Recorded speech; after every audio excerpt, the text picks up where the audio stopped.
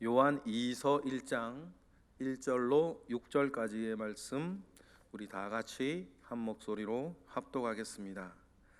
장로인 나는 택하심을 받은 부녀와 그의 자녀들에게 편지하노니 내가 참으로 사랑하는 자요 나뿐 아니라 진리를 아는 모든 자도 그리하는 것은 우리 안에 거하여 영원히 우리와 함께할 진리로 말미암음이로다. 은혜와 긍휼과 평강이 하나님 아버지와 아버지의 아들 예수 그리스도께로부터 진리와 사랑 가운데서 우리와 함께 있으리라. 너희 자녀들 중에 우리가 아버지께 받은 계명대로 진리를 행하는 자를 내가 보니 심히 기쁘도다. 부녀여, 내가 이제 내게 구하노니 서로 사랑하자. 이는 새 계명 같이 내게 쓰는 것이 아니요 처음부터 우리가 가진 것이라. 또 사랑은 이것이니 우리가 그 계명을 따라 행하는 것이요 계명은 이것이니 너희가 처음부터 들은 바와 같이 그 가운데서 행하라 하심이라. 아멘. 요한 1서, 요한에 이어서 요한 2서를 우리가 묵상하고 있습니다. 요한 1서와 2서, 3서까지 누가 지었는가라고 했을 때 사도 요한 내지는 사도 요한으로부터 강력하게 영향을 받은 그의 어떤 장로 요한 뭐 이렇게 왔다 갔다 얘기를 하는데 누구냐라고 하는 것보다 사도 요한에게로부터 흘러나오는 그 예수 그리스도의 그 신앙의 모습, 예수 그리스도를 향한 그 믿음의 한 일면을 우리가 보고 우리 배워 나아가는 것이 매우 중요하겠습니다. 여러분, 사도 요한은 예수님으로부터 별명을 하나 받은 적이 있습니다. 그 별명이 뭐냐면 우레의 아들이다. 왜 우레의 아들이냐면 예수님과 제자들이 어느 한 길을 가는데 사마리아 사람들이 떡하니 길을 말아먹고 못 가게 하죠. 그러니까 화가 난 요한이 주님께 말합니다. 하늘로부터 천둥과 번개와 우레를 내리쳐서 저 사람을 다 죽이십시오. 그렇게 말을 하니 예수님이 자기의 분을 참지 못하고 격분을 쏟아내는 그런 성격들이 있죠. 평상시 가만히 있다가 뭐 한타 걸리면 확 막 이렇게 말이든 행동이든 막 참지 못하고 막 쏟아내는 사람들이 있죠. 그런 사람들 중에 성격이 아마 요한이 그런 성격이었던 것 같아요. 그러니까 이제 예수님이 요한을 보면서 너는 우레의 아들이라 그러면서 예수님이 어떻게 하십니까? 자기 길을 가로막고 있는 사마리아 사람들 그냥 알겠습니다 하고 길을 돌아가신단 말이에요. 그것을 보면서 이게 예수님의 사역의 후반부에 있는 이야기거든요. 그동안 예수님의 그 놀라운 능력을 잘 경험하고 보고 있던 이 사도 요한이 예수님은 충분히 그 길을 돌파해 가실 수도 있고 아니면 감복시켜서 문을 열게 하실 수도 있는데 사마리아 사람들이 길을 막고 있는 것을 그저 돌아가시고 그리고 자기에게는 우레의 아들이다 이렇게 별명을 지어주시는 그 일들 요한은 기억할 것입니다. 그리고는 말입니다. 예수님이 돌아가시고 부활하시고 승천하신 뒤 요한복음을 보거나 요한 1서를 보거나 요한 오늘 2서를 보면 요한을 가장 강력하게 주장하고 있는 예수님으로부터의 사상이 하나 있는데 그것이 뭐냐면 사랑이라는 거예요. 예수 그리스도를 우리가 믿고 영접하면 그 복음이 개인의 어떤 개인의 여러 성향과 맞물려서 복음은 누구에게라도 우리가 얼마나 고상하게 이야기하고 아무리 유식하게 이야기하고 정말 일목요연하게 정리해서 말할 수 있냐 없냐와는 상관없이 복음은 반드시 여러분 사람에게 들어가면 그 사람의 성향과 맞물려서 사상이 돼요. 그 사상 안에서 자기의 삶을 산단 말이에요. 그것을 갖다가 말입니다. 누구처럼 막 유려하고 감동적으로 막 설명할 수 있는 사기 사상을 설명할 수 있는 사람이 있고, 글 주변이 없고 말 주변이 없어서 내가 막 설명을 못하는 사람이 있을 뿐, 누구에게라도 복음은 들어가면 그 사람이 살게 하는 사상이 돼요. 그런데 그러면 나타나는 사상은 사람마다 조금 다르죠. 똑같은 복음이지만 나타나는 사상은 그래서 다른 거예요. 그런데 사도 요한 보면 그 나타나는 사상이 사랑이에요. 형제를 사랑하는 거예요. 그래서 많은 사람들이 예수 그리스도 안에서 변화된 요한을 말하면서 우레의 아들이 사랑의 사도로 이렇게 말을 하는 것입니다. 여러분, 이와 같은 놀라운 변화가 저와 여러분에게 있기를 원해요. 우레의 아들 같은 우리라 할지라도 주님 사랑 가득 찬 사랑의 사도로 변화되어지는 저와 여러분이 되기를 바랍니다. 그리고 우리가 요한 1서를 쭉 얘기하면서 요한이 강조하는 것이 성제 서로 사랑하는 것. 우리가 하나님을 예수를 믿는다, 하나님을 안다 하는 것은 다른 것이 아니라 그의 계명을 지키는 것인데, 그의 계명은 다른 것이 아니라 우리가 처음부터 들은 바 뭐라는 거예요? 형제를 사랑하는 거예요. 그것이 복음이 요한에게 들어와서 요한에게 나타난 요한의 사상인 거예요. 뭡니까? 형제 사랑이에요. 인본적인 사랑이 아니라 주님 사랑에 감동된 사람으로서 주님을 사랑하는 자는 주님의 계명, 주님의 말씀을 지키며 사는데, 주님의 말씀과 주님의 계명 가운데에서 가장 위대한 것은 형제 이웃 사랑하는 거다, 형제 사랑하는 거다 라고 하는 것이죠. 그래서 요한의 입장에서는 저 사람이 그리스도인인가 아닌가를 가늠하는 그의 기준은 그가 얼마나 형제를 사랑하느냐의 문제였던 거죠. 그런 맥락에서 요한 2서도 시작을 합니다. 그래서 장로인 나 이렇게 이야기하면서 이 사도 요한인지 장로 요한인지 뭐 같은 인물인지 우리에게 큰 관심은 아니고, 어쨌든 예수 그리스도로 인하여서 변화되어진 요한의 사상, 복음적 사상인 거죠. 1절에 나오는 부녀, 그의 자녀들은 1차적으로 정말 부녀와 자녀를 드릴 수도 있는데, 많은 경우에 교회와 그의 성도라 이렇게 보는 사람들도 많습니다. 왜냐하면 우리가 조금 어려운 얘기, 뭐 어렵진 않지만 얘기할 수 있는데, 교회라고 하는 이 단어가 여성형 단어예요. 여성형 단어죠. 우리나라에는 그것이 없는데 독일어나 성경이 쓰여진 헬라어에는 각 단어마다 남성, 여성, 중성이라고 성이 부과되어져 있어요.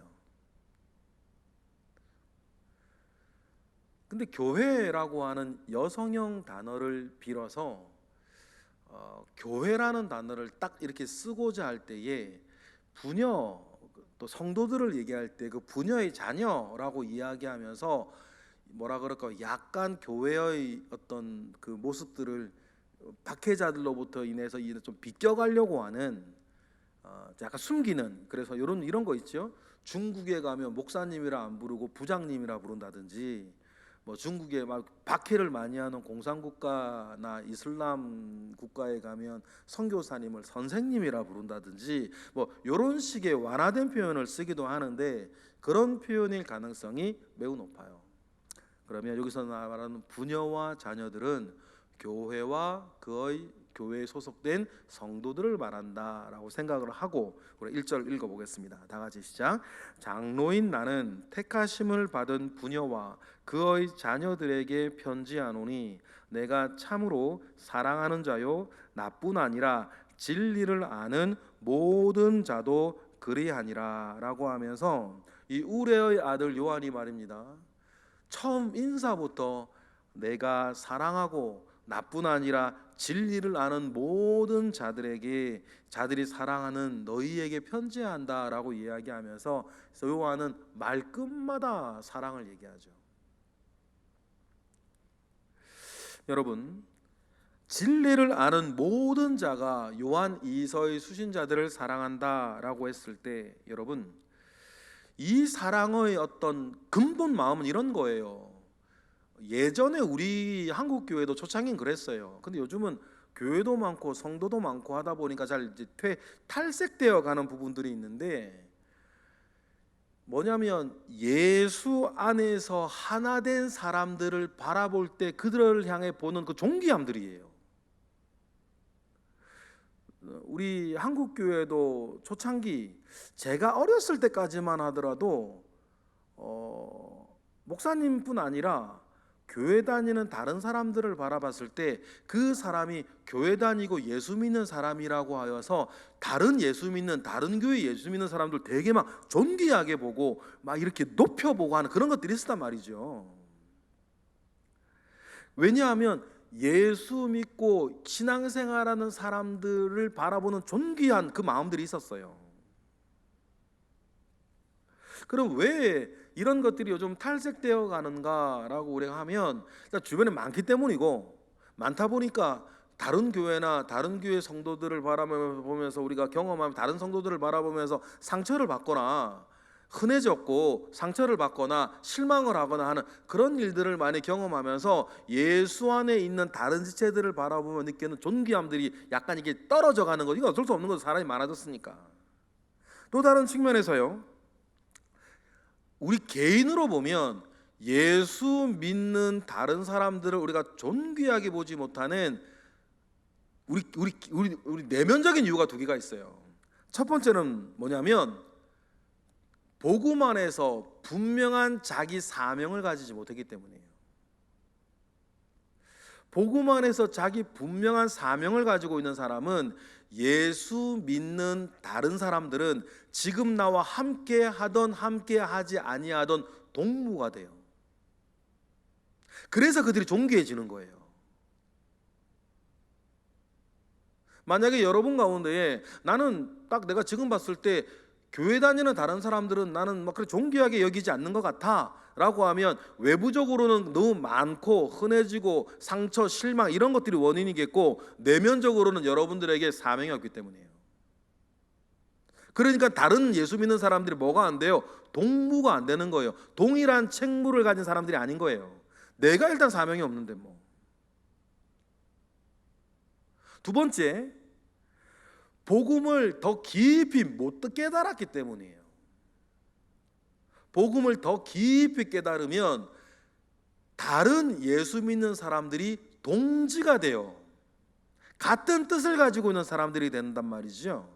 그러니 성경적인 표현으로 하면 한 지체가 되는 거고, 우리가 좀 사회적으로 표현하면 예수 믿는 다른 사람들은 나의 동지 내지는 동무가 되는 거예요. 그러니 그들은 존귀한데 박해가 심한 곳일수록 동무, 동지의 결속이 강해요. 당연하겠죠. 이 어려움을 견뎌내며 참아내며 이겨가며 신앙생활하는 사람들, 내가 이렇게 힘든 걸 알고 그러면 저 사람이 저렇게 힘든 걸 알죠. 그러니까 박해가 심한 나라의 그리스도인들일수록 동무, 동지의 성격이 강해서 서로를 바라보면서도 존귀한 마음을 가지는 거예요. 요한 2서의 상황이 그런 상황이란 말이죠. 그러니 예수 안에 있는 모든 사람들을 사랑한다는 거죠. 그리고 여러분, 그 사랑의 근거가 뭡니까? 2절 시작. 우리 안에 거하여 영원히 우리와 함께할 진리로 말미암음이로다. 우리가 너희를 사랑하는 것은 인본적인 사랑이 아니고 측은한 사랑이 아니고 그냥 우리 가족이고 친척이고 이런 사랑이 아니고 뭐요? 진리로 말미암음인데 그 진리는 어떤 것입니까? 우리 안, 너와 나 우리 안에 거하여 영원히 우리와 함께할 진리, 그 진리로 말미암는 사랑이다. 그러니 그 동무들 가운데에 3절과 축복하는 것입니다. 3절을 읽어볼까요? 은혜와 긍휼과 평강이 하나님 아버지와 아버지의 아들 예수 그리스도께로부터 진리와 사랑 가운데서 우리와 함께 있을 것이다 라고 축복하죠. 그리고는 본격적인 내용을 시작하는데 좀 전에 말씀드린 요한 1서의 내용과 똑같아요. 뭡니까? 4절을 읽어볼까요? 시작. 너희 자녀들 중에 우리가 아버지께 받은 계명대로 진리를 행하는 자를 내가 보니 심히 기쁘도다. 우리가 받은 계명, 다른 표현으로 말씀처럼 진리를 행하는 너희들을 보니까 내가 참 기쁘다. 교회의 어른이 되어 있는 이 사도 요한이 그 교회와 그 교회의 성도들을 볼 때 참 진리를 행하는 너희들을 보는 데 기쁜데, 그 너희들이 진리 계명을 따라 진리를 행하는 너희들에게 참 기쁜데, 계명을 지켜 진리를 행하는 그리스도인의 표식이 뭐예요? 5절의 이 5절의 내용인 거예요. 그걸 잘한다는 거죠. 5절 읽어볼까요? 부녀여 내가 이제 내게 구하노니 서로 사랑하자. 이는 새 계명같이 내게 쓰는 것이 아니요 처음부터 우리가 가진 것이라. 그래서 서로 사랑하는 것, 형제 사랑하는 것, 이웃 사랑하는 것, 이것에 대해서 말씀을 하고 있습니다. 그러니 요한에게는 그리스도인의 표식인 이 사랑이 뭐예요? 6절 읽어볼까요? 시작. 또 사랑은 이것이니 우리가 그 계명을 따라 행하는 것이요 계명은 이것이니 너희가 처음부터 들은 바와 같이 그 가운데서 행하라 하심이라. 그러니 요한의 사상은 분명해요. 예수 그리스도를 아는 사람은 예수 그리스도의 계명을 따르는 것이고, 예수 그리스도의 계명은 하나다. 서로 사랑하는 거다. 그러니 서로 사랑하지 않은 자는 뭐다? 그리스도인이 아니란 얘기를 하는 거예요. 그건 거짓말하는 자다. 왜요? 하나님은 사랑이시니까. 하나님은 사랑이신데 사랑으로 행하지 않아. 그럼 하나님은 사람이 아닌 거지. 요한의 사상은 간단해요. 요걸 말하는 건데요, 이 간단한 요한의 이 사상이 말은 간단한데요, 그죠? 우리가 삶에서 이루어내는 것은 우리의 못남으로 이루기가 어려운 거예요. 우리의 본성은 형제를 사랑하는 것보다 형제를 깔보기 쉬운 본성이란 말이죠. 사촌이 땅을 사는데 왜 내 거 뺏어간 것도 아는데 왜 우리 배가 아프냐 말이에요. 그게 우리의 본성인 거죠. 그 본성을 딛고 우리가 복음의 사람이 되어지는 분명한 우리의 한 길은, 내게는 아무 유익이 없다 할지라도 형제를 사랑하는 거예요. 나를 낭비하는 거죠, 형제 사랑을 위해서. 그것은 세상의 관점에서부터 보면 어리석은 일이지만 하나님의 관점에서 보면, 우리가 하나님을 향하여서 보면 한 가지 분명한 게 우리가 알게 되는 거 하나 있죠. 하나님이 그것을 기뻐하신다. 하나님이 그것을 기뻐하시니 우리는 그렇게 살아가는 것입니다. 여러분, 그러한 마음 가운데에 서 있는 저와 여러분 되시길 주님의 이름으로 축복하고, 우리가 앞으로 평생 신앙생활 할 거 아닙니까? 그럴 때 사도 요한이 우리에게 제시하는 기준, 형제 사랑은 신앙생활의 척도다라고 하는 이것을 여러분 잘 실천하기 위해서 여러분 나를 낭비하는 거죠. 나를 낭비하는 거예요. 나를 낭비하는 거. 투자하는 게 아닙니다. 나를 낭비하는 거예요. 그렇게 살아가시는 저와 여러분 되시기를 주님의 이름으로 축복합니다. 기도하겠습니다. 할렐루야. 하나님, 감사와 영광을 올려드립니다. 우리 주님으로부터 말미암아 오는 은혜 우리에게 있습니다. 주여 함께 하시고 하나님 아버지로부터 말미암아 오는 거룩한 역사 가운데 온전케 하옵소서. 주님 나를 사랑하셨으니 그 사랑으로 이웃과 형제를 사랑하고 나라를 사랑하고 민족을 사랑하고 교회를 사랑하며 살아가는 우리 모든 교우들, 새벽의 기도자들 되게 하옵소서. 예수 그리스도의 이름으로 감사하며 기도드렸나이다. 아멘.